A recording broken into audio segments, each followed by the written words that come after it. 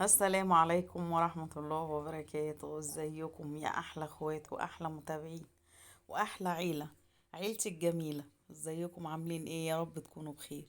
متعودين نبدأ الفيديو بتاعنا بالصلاة على الحبيب، وندعي لأمواتنا بالرحمة، ونقول اللهم صل وسلم وبارك على سيدنا محمد وعلى أهله وصحبه أجمعين. يا رب ارحمنا وارحم موتانا وموتى المسلمين أجمعين. زي ما شفتوا كده يا حبايبي، أول حاجة الأكلة الجميلة ديت مش قادرة أقول لكم، يعني الكل بيعشقها. أكلة المذبح، طبعا فشة وممبار ولحمة راس اللهم صل على النبي ولسان. بصوا، أول حاجة فتحناها، قولوا له كده مين فيكم بيحب الممبار ولحمة الراس.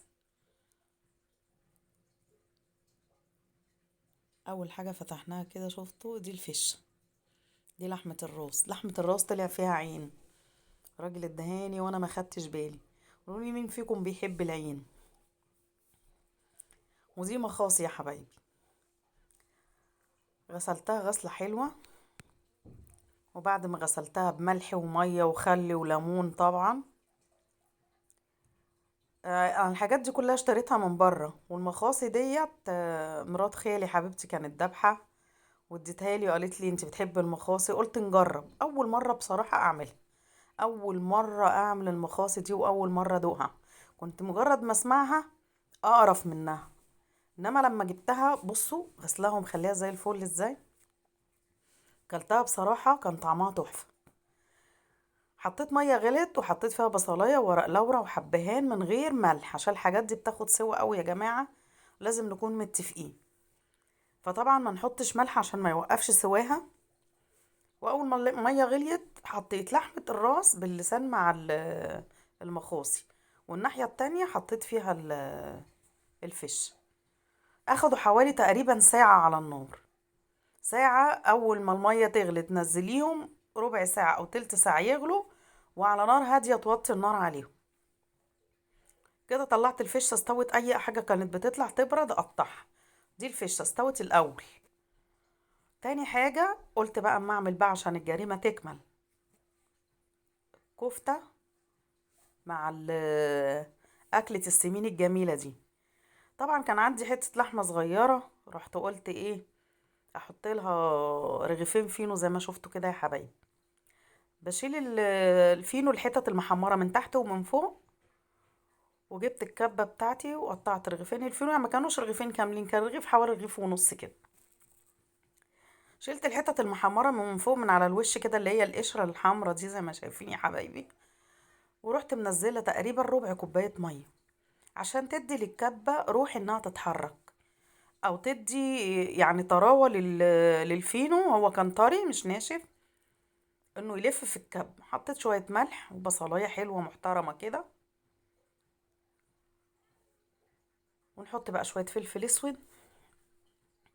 دي كده نحط لها توابلنا كلها. دول بقى ايه، يعني عودين اتنين كزبرة، كزبرة الناشفة، كزبرة الخضرة. اخدت تقريبا العودين بتوعهم، الورق بتاعها من تحت، شلت العروق حطيت الورق بس. وفي الكبة بقى كده زي ما انتوا شايفين كده يا حبايبي، نضربها لحد ما نحس انها تجانست معانا. يلا ننزل بقى بتلات اربع فصوص توم كده، وقرن فلفل حامل زون الشطشطة، اختياري. يعني عايزة تحطيه حطيه، مش عايزة تحطيه، بس هو بصراحة بيطعم الكفتة وبيخليها بيديها تيست وطعم جميل قوي. كده يا حبايبي انا يعني كله اندمج مع بعضه، كل مكوناتنا اندمجت مع بعضها. شفتوا بقى عملت ازاي؟ ننزل بقى، ده تقريبا كان اكتر من، يعني مش ولا نص ولا ربع، اكتر من الربع شوية، عشان ده كان كيلو لحمة مفرومة اخدت منه نصه وشوية كمان، يعني بزيادة عملتهم حاجة تانية، وده اللي اتبقى. فقلت عشان اكتره شوية او اطعمه واعمله كفتة مقلية، فحطيت له رغيفين الفينو. اول مرة بصراحة اجرب الطريقة دي. بصوا نزلنا بقى كده الجوانب بالراحة عشان نعرف كل الخلطة بتاعتنا تتجانس معانا. الطريقة دي والله طلعت جميلة. معلقتين نشا بقى كده يا حبايبي، معلقه بتاعت الاكل دي انا حطيت كده من الكيس، بس هي تقريبا معلقتين اتنين نشا من اللي هي بتاعت الاكل. يبداوا يتجانسوا معانا كده تاني في الكبه. نذكر ربنا بقى. يلا نقول سبحان الله وبحمده، عدد خلقي ورضا نفسي وزنة عرشي ومداد كلماتي. الله، بقت تحفة. بصوا تتكور معانا وكل المكونات تجانست معانا. شلت بقى منها السكينة وعلى التلاجة ترتاح شوية. نبدأ نعمل الخلطة بتاعتنا بتاعت الايه، بتاعت الممبار. الخلطة ديت ني في ني. جبنا كوبايتين اتنين رز، حطيت عليهم الملح بتاعهم. ودي القوطة متسبكة بتاعتنا سبتها فكت وحطيتها. واحدة ماجي اختياري، عايزة تحطيها حطيها، مش عايزة تحطيها حاجة ترجعلك. والنعناع بقى بتاعنا اللي احنا عمرنا ما ننساه ابدا في الخلطة بتاعت المحشي بتاعتنا. كده حطينا الرز، ملح، ماجي، فلفل اسود، نعناع، والطماطم بتاعتنا. وابدأ بقى ايه، اقلب التقليبة التمام. ونحط الزيت. دول بقى شوية الخضرة، ونسيب حبة خضرة تاني هنشوف هنعمل بيهم ايه دلوقتي. لسه ما كملتش. ده البصل بقى، البصل ده ضربته في الكبة، حطيت عليه شعرة ملح صغيرة عشان احنا حاطين ملح في الرز، وحطيت عليه فلفل اسود. ونبدأ كده ايه، نخرج الروايح بتاعت الرز بتاعت البصل. وطماطمايه متقطعة مكعبات صغيرة. وننزل بقى كده كله كده ني في ني يا حبايبي. البصل والطماطم والقوطة دي كانت قوطة عندي شايلاها، مش متسبكة في الفريزر، بس مش متسبكة قوي يعني، مجرد بغليها واضربها كده بالهاند بلندر وخلاص. والنعناع وكل كده والزيت، وحطينا حاجة كله الخضرة وتمام التمام تمام التمام. خلاص الخلطة بتاعتنا خلطناها. ابدأ بقى ايه، طبعا انا هحشي ممبار. الممبار عشان ما زفرش، غسلينه بالليمون والملح والخل. الممبار ده عايزه اقول لكم يا حبايبي، اول ما تجيب الممبار عايزاه ما ياخدش معاكي حاجه في التنظيف، زي ما هو كده في قلب بوله، وتروحي حاطه عليه نص كوبايه خل، معلقتين ملح كبار، قلبيه حلو وسيبيه ساعتين. ارجعي له تاني على رخامة المطبخ، ما يستغرقش معاكي 10 دقايق تكوني منضفاه ونطر كل الزفارة اللي فيه. طبعا انت عارفة بيتقلب تحت الحنفية ازاي. ما بياخدش معاكي 10 دقايق وتكوني منضفاه زي الفل. وبعد كده برضو شوية خل وشوية ملح، وحطه في المصفى بينزل كل اللي فيه. اشطفه بقى شطفة حلوة وعلى الفريزر، ما شيلهوش الا وهو زي الفل كده.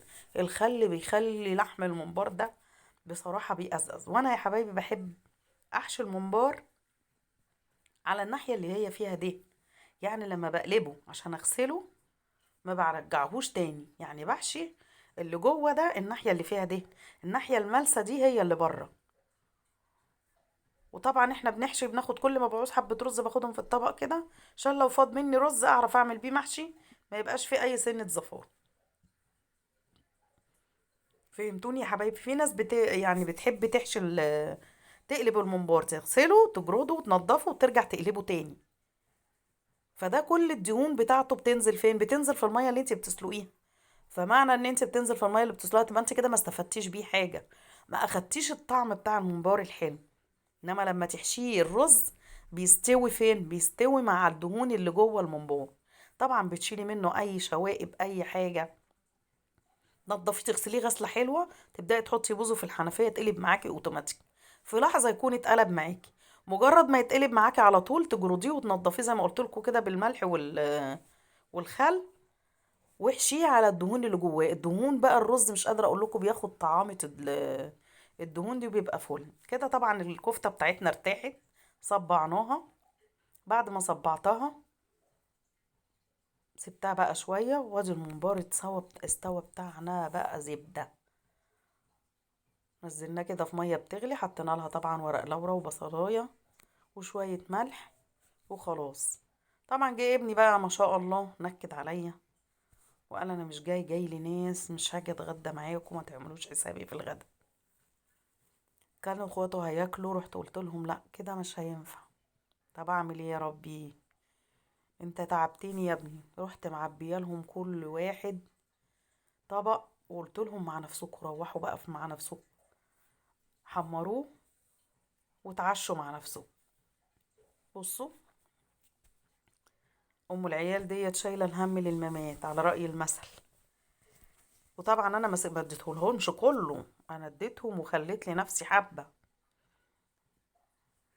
جيت بقى ده كده تاني يوم حتى اتنكد عليا والله، اديتهم قلت لهم اتعشوا، وجيت تاني يوم رحت عامله ايه، قلت لا انا اتعشى بقى بمزاج. جبت بقى منبنة في المنبار وحمرته. بصوا الشكل الجلد التحفة ده، الله على الجمال. والله يا حبايبي، أكلة من الأكلات المتينة اللي بتعمر المخ، اللي بتخليكي يعني مش عايزة حاجة تاني من الدنيا. وفي نفس الوق بتاعنا حطيت حتة ليا، شلت الممبار وشلت بقى الزيت، وفي نفس الوق حبة زيت صغيرين، ورحت رامية حتة ليا صغير. الليا ساحت، الليا دي بتدي طعم تحفة. بصوا بقى الكفتة الجميلة بتاعتنا ارتاحت في التلاجة، وبدأت بقى أحمر فيها. والله يا حبايبي طريقة ملهاش حل. يعني أول مرة أجربها بحكاية الفينو، أنا عمري ما عملتها بالفينو. نزلت بقى بيها كده، في كل ما طبعا ما تنزلي في الطاسة، الطاسة بتبرد، ابدأي اركني على جنب وانزلي ببقيتها عشان تاخد صدمة التش بتاعت الطاسة دي.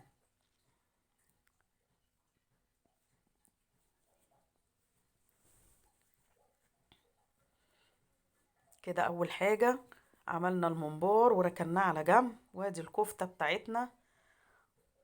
ده نصيبنا بقى اللي احنا ايه اللي اتبقى لنا اللي هنتعشى بيه. انا لوحدي بقى، انا ومرات ابني، بعد ما كله اتكل على الله ومشي اديتهم اتعشوا. قلت لا احنا هنستناه، لا نتعشى احنا. الكفتة اخدت لون جميل، واخده بقى والله لو انتوا معايا وشامين الريحة، مش قادرة اوصف لكم ريحتها الجميلة عاملة ازاي. بصوا، تحفة تحفة تحفة فنية بصراحة. الاكلة دي مش قادرة اقول لكم، يعني انا من عشاق اكل المذبح ده. يلا اخدت لون من كل الجوانب الشكل الجميل دوت، نطلعها ونبدأ بقى نحضر معانا اللي اتبقى من الفشة والممبار ولحمة الراس والمخاصي. اهو ده نصيبنا بقى، كان مركون طبعا في التلاجة من قبلها بيوم. بصوا حتى اتجمدت كده، تحس كلها دهون. احنا الدهون دي هتكسم على انفاسنا، بس يلا مش مشكلة. احييني النهاردة وموتني بكرة. الله بقى على الريحة. طبعا فص توم كده في وسط الطاسة حطيتها. بصوا بصوا على الجمال، يعني بتنزل في قلبي كده، مش بتنزل في بطني، لا بتنزل في قلبي على الجمال والريحة والطعم التحفة. وأكلة أكلة يعني ملهاش حل. طبعا عاملة حاجة في بيتك ومطمنة لها نظافة، سلقاها بنظافة ومطمنة جايبة حاجة نظيفة، مش أكل السمين بتاع بره بقى ما انتش عارفة حاطتلك ايه فيه بالظبط. ده كده فشة، لحمة راس نظيفة، حتة المخاصي. الله بقى، يلا بقى على الخضرة نفرش الأكل. بصوا بصوا بتطشطش ازاي.